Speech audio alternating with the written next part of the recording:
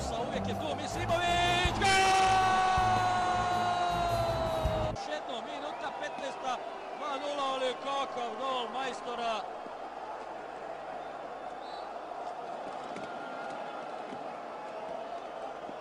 Evo i svih uglova ćemo vidjeti, to je ono što treba naglasiti. Nakon što je postigao gol, Misimović je otrčao tu prema našoj klupi, prema selektoru Safetu Sušiću i dalje nećemo ništa komentarisati, sve je jasno.